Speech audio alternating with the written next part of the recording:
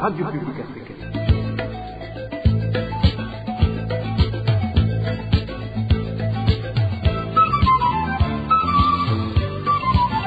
Radio Publique Africaine.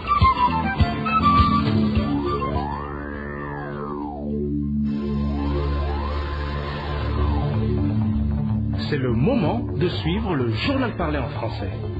À la présentation, Eloge Diva et Mécha.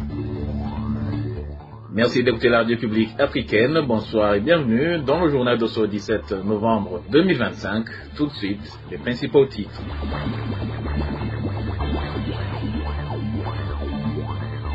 Les cultivateurs de différentes localités du pays continuent de se plaindre du manque de fertilisants dont ils ont pourtant déjà payé les frais d'achat. Dans cette édition, nous vous emmenons dans les provinces de Bujumbura et de Gitega, où certains cultivateurs expriment actuellement une grande inquiétude quant à la mauvaise récolte qui pourrait en résulter.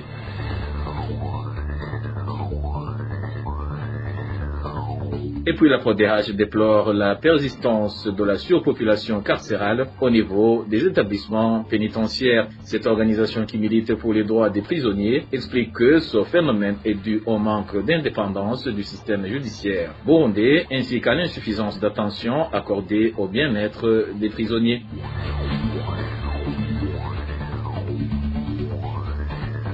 Et enfin, la PARSEM salue les récentes informations communiquées par le président Ndayishimiye concernant les minéraux que le Burundi est en train de vendre ces derniers temps. Cependant, cette organisation qui prône le changement de mentalité et de comportement demande davantage de transparence afin que le Burundi soit informé sur les modalités de vente ainsi que sur la société chargée de cette commercialisation. Voilà pour les titres. Le développement, c'est dans quelques instants.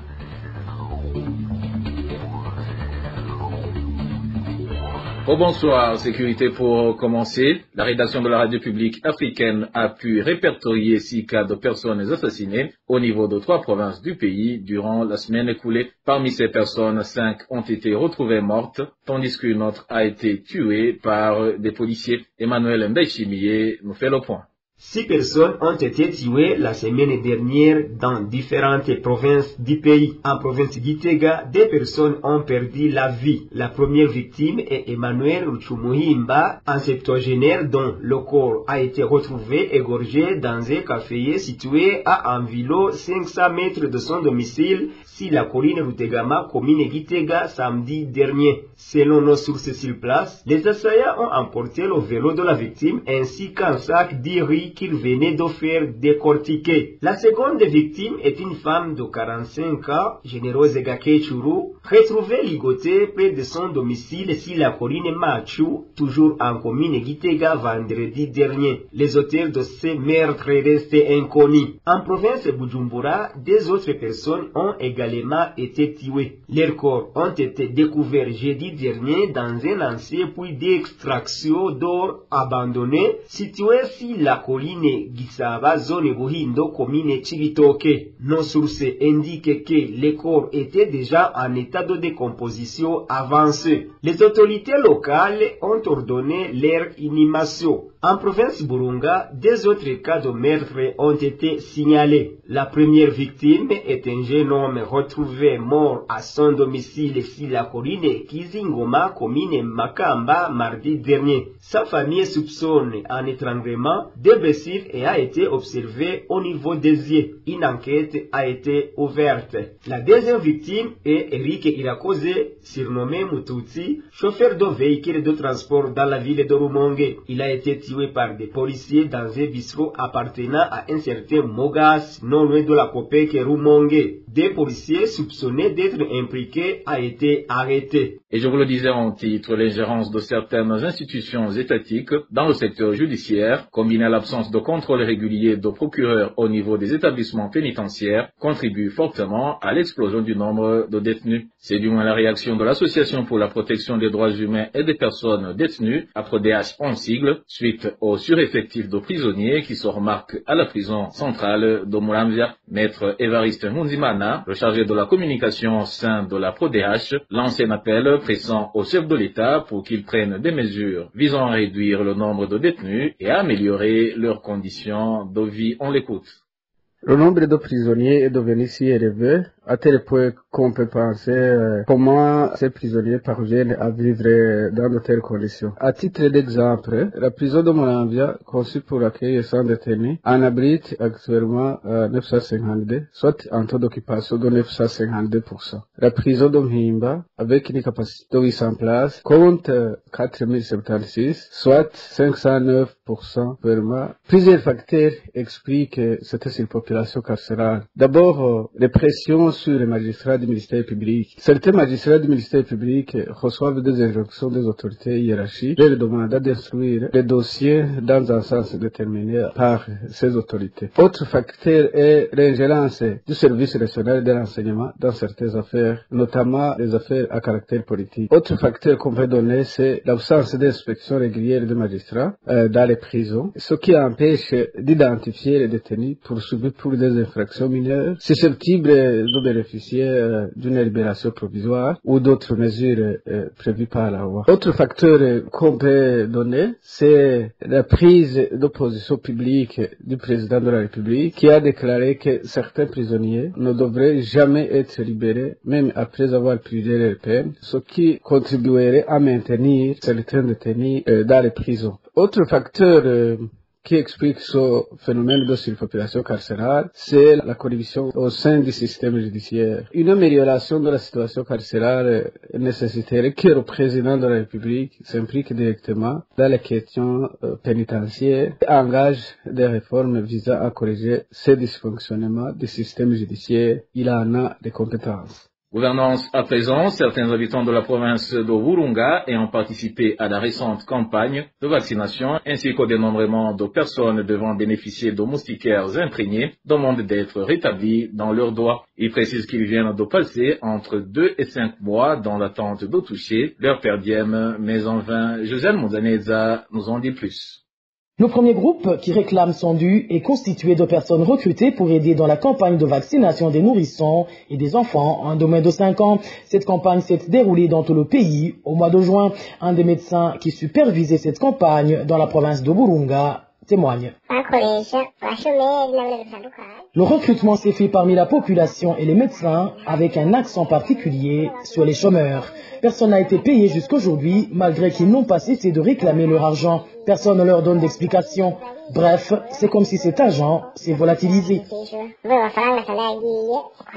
Cette campagne a été initiée par le PEV, qui est un programme du ministère de la Santé, et s'est déroulée sur 7 jours. Selon nos sources, chaque personne y ayant participé devrait toucher 30 000 francs burundais par jour, ce qui veut dire que chacun devrait percevoir 210 000 francs. 5 mois après, personne n'a été payé. Le deuxième groupe est constitué d'agents ayant été recrutés pour le dénombrement des personnes devant bénéficier de moustiquaires imprégnés d'insecticides. Cette campagne a débuté au mois de septembre et a duré 9 jours. Comme pour la campagne de vaccination, les chômeurs ont été mis en avant lors du recrutement, comme en témoigne notre source à Burunga.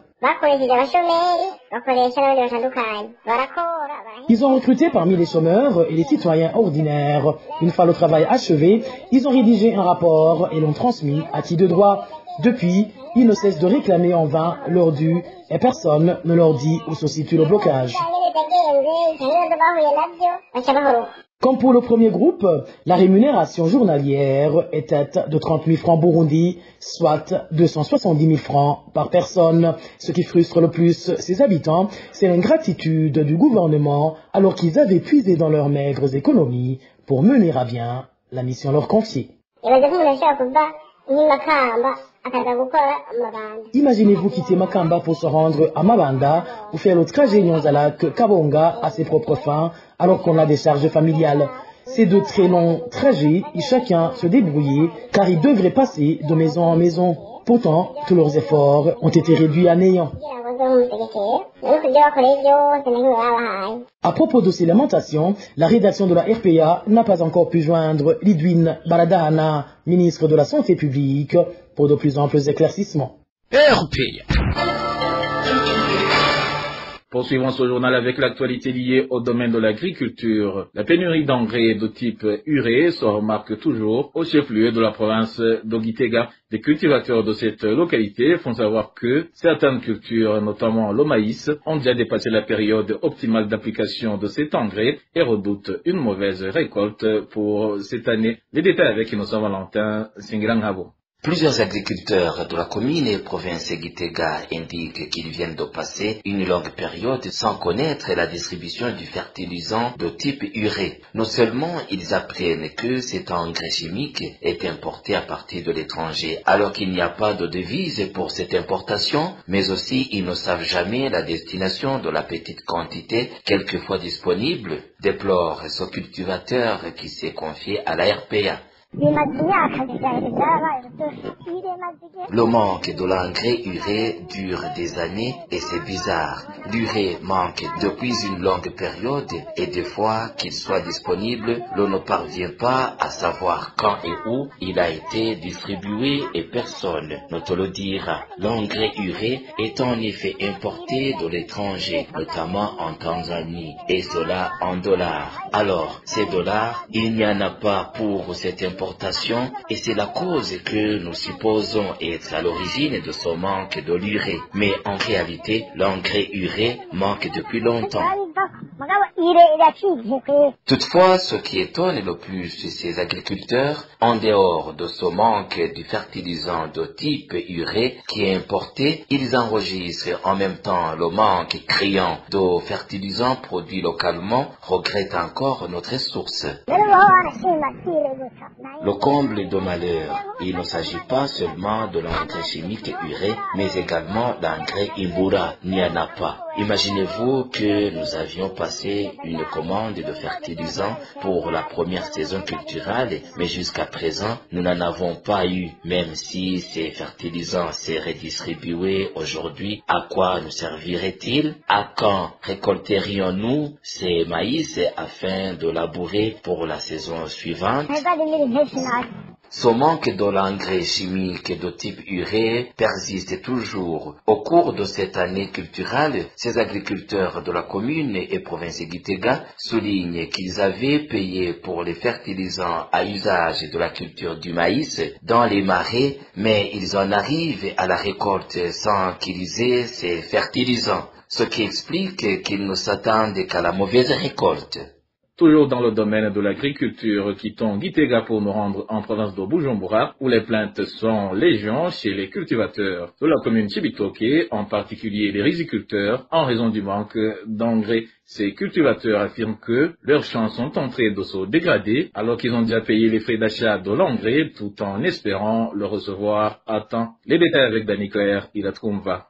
Les habitants de la commune Chibitoke, dans la province de Bujumbura, qui cultivent différentes cultures, principalement le riz, affirment que leurs champs sont en train de se détériorer à cause du manque d'engrais. Ils expliquent qu'ils ont déjà payé ces engrais depuis longtemps, mais qu'ils attendent toujours en vain, sans jamais les recevoir. Notre source sur place à Chibitoke nous en parle. Nous cultivons, mais nous manquons d'engrais, alors que nous avons déjà payé et nous ne les recevons pas. Nos champs se dessèchent et les cultures sont dans un mauvais état alors que nous avons labouré et parfois même loué les terres. C'est la vérité, le problème des engrais nous a vraiment épuisés. Ces habitants continuent de raconter que les pertes qu'ils subissent sont énormes. Les retards dans la récolte les plongent dans de lourdes dettes et dans la faim. Nous travaillons sur des terres louées. Parfois, l'argent que j'utilise vient d'une association avec un intérêt à rembourser. Mais si la récolte échoue, à cause du manque d'engrais, mes enfants et moi restons la faim au ventre sans solution. Ils ont fait et nous n'avons rien d'autre que l'agriculture pour vivre. Nous comptons sur la récolte que nous aurions dû faire si nous avions eu des engrais. Mais nous n'en recevons pas. Ils demandent que le gouvernement leur facilite l'accès aux engrais en les mettant à la disposition des commerçants afin qu'ils puissent les acheter plus facilement et près de chez eux. L'accès aux engrais en les confiant à des commerçants et en fixant un prix à ne pas dépasser. Celui qui vendrait plus cher devrait être sanctionné. Ainsi, quand un agriculteur en a besoin pour pourrait les trouver sans difficulté. Ce serait mieux que de continuer à dire que nous allons chercher des engrais dans les magasins de l'État alors qu'au final il n'y en a pas.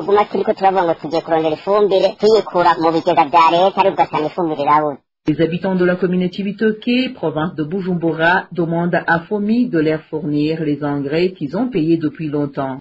Et en province de Butanyerera, les prix de denrées alimentaires, notamment les céréales, ont fortement augmenté ces derniers temps. Entre 500 et 2000 francs burundais se sont ajoutés sur le prix de certains de ces produits alimentaires au niveau de différents marchés. Plus de précision avec Walter Kwizera. Dans moins de 2 mois, le prix des céréales a fortement augmenté dans la province de Butanyerera. Le riz, le maïs, le haricot, les petits pois, le soja et d'autres produits alimentaires connaissent une hausse constante. Dans le marché de la commune Ngozi, le riz de première qualité se vend désormais entre 7 et 8500 francs burundais. En dessous de ce prix, il est impossible d'en acheter. Le riz commun, appelé Kigori, censé être abordable, coûte 6000 francs alors qu'il se vendait entre 4500 et 5500 il y a quelques jours. 1 kg de haricots se vend entre 3000 et 3500 francs. Dans les derniers mois, il coûtait 2000 francs. Le maïs a également augmenté de 500 francs, passant de 4500 à 5000 francs burundais. Les petits pois frais sont les plus touchés. Ils se vendent maintenant à 19 000 francs burundais. Selon nos sources, il y a quelques jours, ils étaient même introuvables dans le marché, tout comme le soja. Malgré cette situation, certains commerçants et agriculteurs de la commune Ngozi espèrent que le prix de haricots va baisser si la récolte est bonne. Ils partagent cet espoir avec la population de la commune Tangara. Les autorités de la commune Ngozi confirment ces informations.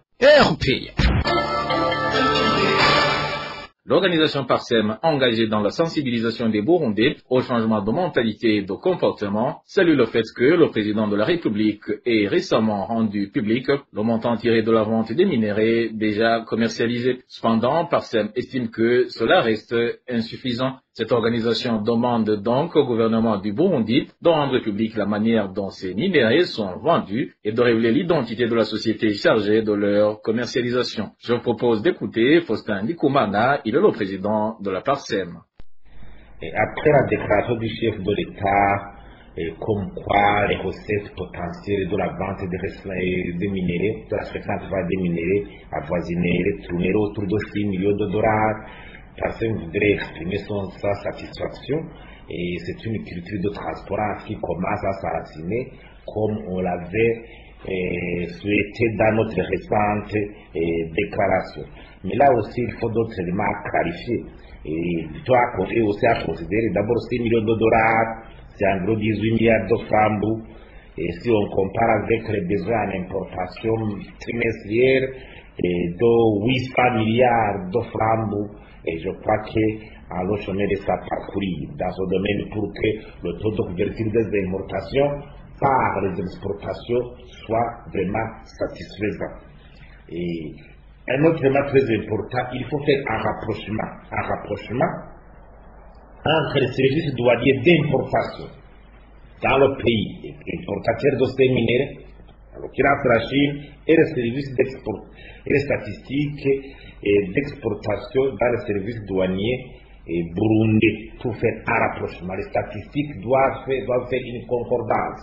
Parce que même fois on a vu une sortie d'une grande quantité de produits exportés une petite quantité de produits exportés, alors que dans le flux importateur on déclare plus d'exportation, une grande quantité, c'est-à-dire qu'il y a une fuite qu'il faut vraiment contrecarrer par des mesures concrètes. Il faut aussi vérifier la teneur et la concentration de ces minéraux, le prix sur le marché international de ces minéraux. Est-ce qu'on a fait une concurrence pour choisir cette entreprise qui importe ces minéraux, qui achète ces minéraux dans notre pays? Aussi, il faut vraiment clarifier, être transparent sur l'entité qui exporte ces minéraux. Dire que c'est l'État qui exporte ces vagues. Quelle est la structure administrative? C'est une entreprise. C'est la BRB, c'est l'OBN. Quelle est l'entreprise? Comment est-ce qu'elle a été choisie? Est-ce que c'est un monopole consacré? Comme on l'observe souvent, comment cette entreprise a été choisie, pourquoi on lui a donné ce monopole, il faut clarifier tout le circuit. Et il faut se poser aussi la question, quel est le rôle de l'OBM, Service technique de régulation, quel est son rôle dans tout ce circuit? Parce que même fois on a vu qu'on fait des services de ces structures administratives de régulation, au lieu de les mettre à contribution, on essaie de les ignorer. Ce qui m'a aussi, il faut les réserves d'oxygène dans la BRBA actuellement. On va devoir constater une exportation de café qui a été annoncée. Il y a cette export des minéraux. Très récemment, il y a une réforme qui a donné la nécessité à la Banque centrale d'acheter l'or, au lieu que l'or soit exporté par les acteurs, les opérateurs économiques qui sont sur place, et c'est la BRB qui devait acheter immédiatement ici sur place. Alors, quelle est la quantité d'or achetée? Si on combine cette quantité d'or achetée, l'exportation du café et de ces minéraux, on devait avoir vraiment une valeur ajoutée par rapport. Et le président de la PARSEM de demander également à la Banque de la République du Burundi, BRB en sigle, de montrer comment les devises issues de l'exploitation minière sont finalement utilisées. Pour rendre tout cela possible, Faustin Ndikumana insiste que le Burundi adhère à l'initiative pour la transparence dans les industries extractives qui aide les pays à renforcer la transparence dans la gestion de leurs ressources minières.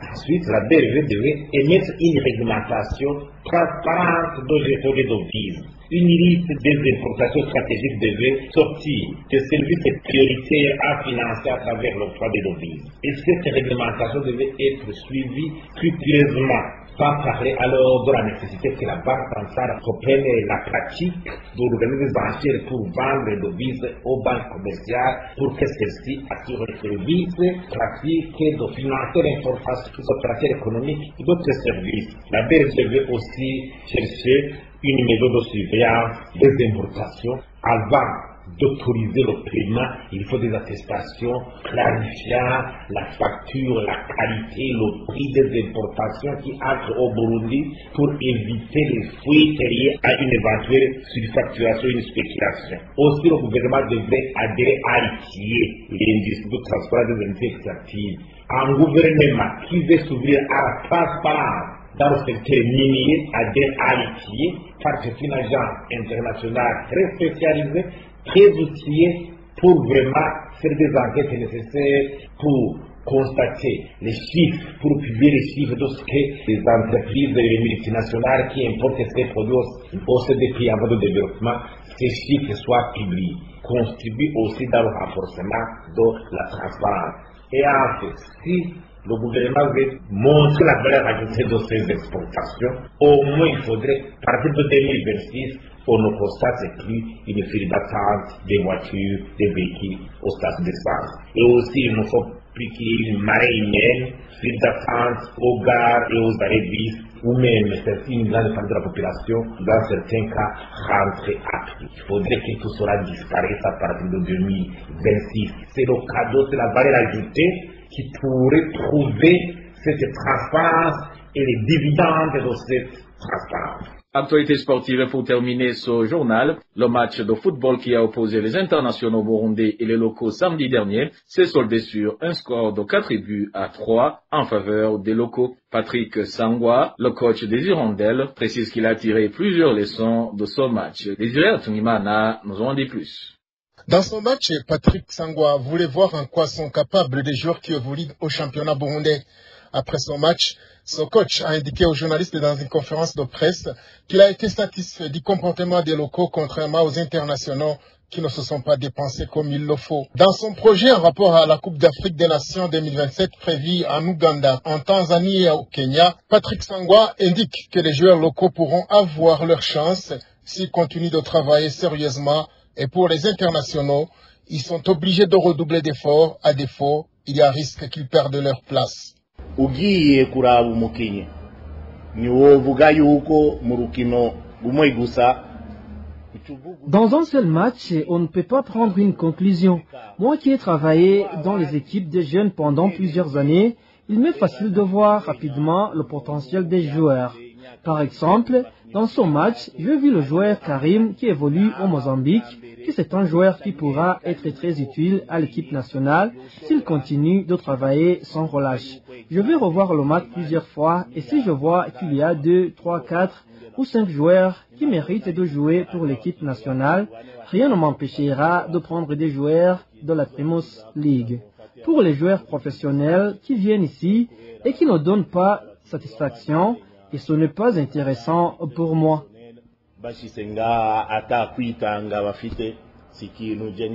Ce match qui a opposé les locaux aux internationaux burundais est le seul match qui sera joué lors de cette fenêtre FIFA de novembre. Le match qui allait opposer le Burundi à la Zambie le 18 de ce mois a été annulé parce que la Zambie n'a pas voulu jouer ce match, arguant qu'ils ont manqué de billets, alors que la même date, ce pays jouera contre l'Angola. Cette décision de la Zambie a frustré la Fédération de football du Burundi, qui a d'ailleurs porté plainte contre la Zambie pour le non-respect de l'engagement. Au basketball à la zone 5, les équipes burundaises engagées dans cette compétition n'ont pas été qualifiées pour la prochaine échéance, car seules les 3 premières équipes sont qualifiées pour la phase finale. L'équipe Les Hippos a occupé la 4e place. Au handball, lors de la première journée du championnat national, Muzinga a battu Friends sur un score de 37 buts à 26. SOS s'est imposé face à Guibaga par 35 buts à 17. Inouari a dominé Golden par 39 buts à 28. Et Étoile du Nil a battu Bradas sur un score de 39 buts à 29. Et voilà, chers auditeurs de la Radio Publique Africaine, c'est par ce reportage de Désiré Atungimana que le journal de ce 17 novembre 2025 se termine. Merci pour votre écoute. Et je remercie également mes collègues de la rédaction et ceux de la technique pour leur parfaite collaboration. Au micro, vous étiez avec Eloge Divin Remécha. Je vous souhaite une excellente soirée.